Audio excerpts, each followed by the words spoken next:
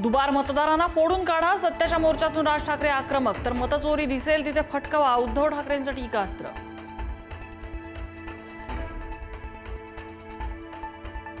कल्याण डोंबिवली मुरबाड मधल्या लोकांनी मलबार हिलमध्ये मतदान केलं. राज ठाकरेंचा हल्ला बोल, पुराव्यांचे गठ्ठे दाखवत मतदार याद्या साफ करण्याची राज ठाकरेंची मागणी.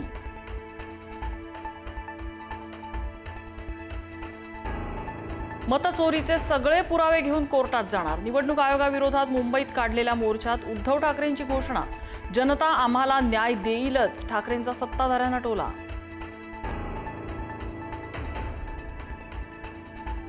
संविधानाने दिलेला अधिकार जतन करण्याची वेळ आली आहे. राजकीय मतभेद विसरून आपल्याला एक व्हावं लागेल.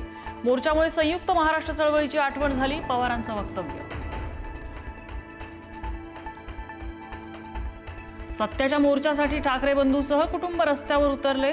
राज ठाकरे आणि उद्धव ठाकरे एकत्र मोर्चात, तर शर्मिला ठाकरे, आदित्य ठाकरे, अमित ठाकरे आणि वरुण सरदेसाईंचीही हजेरी.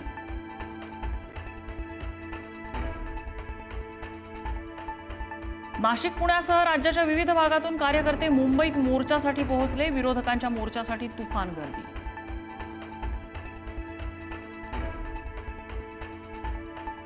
भाजपच्या मूक मोर्चात निवडणूक आयोगही सहभागी झालाय का? बाळासाहेब थोरातांचा सवाल. मतदार यादी दुरुस्त झालीच पाहिजे, त्यानंतरच निवडणूक घ्या, थोरातांची भूमिका.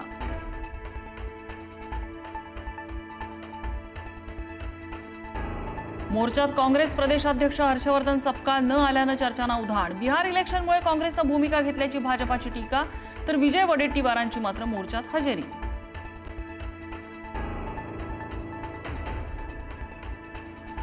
ठाकरेंनी मुंबईला वाईट दिवस दाखवले. रवींद्र चव्हाणांचा ठाकरे बंधूंना टोला. काँग्रेससारख्या महत्त्वाच्या पक्षाने मोर्चातून अंग काढलं, मोर्चावर निशाणा.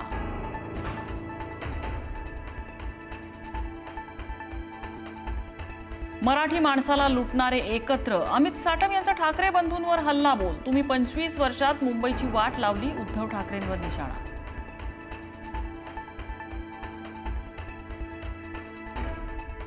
जुन्या वादाच्या रागातून कुऱ्हाडीने घाव घालत तरुणाची निर्घृण हत्या. आरोपी निखिल कांबळे पोलिसांच्या ताब्यात.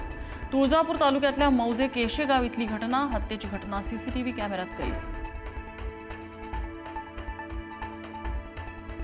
पुण्यातल्या कोंढवा परिसरात गोळीबार. गणेश काळे या तरुणाचा मृत्यू. 4 गोळ्या झाडून कोयत्यानं वार करत हत्या.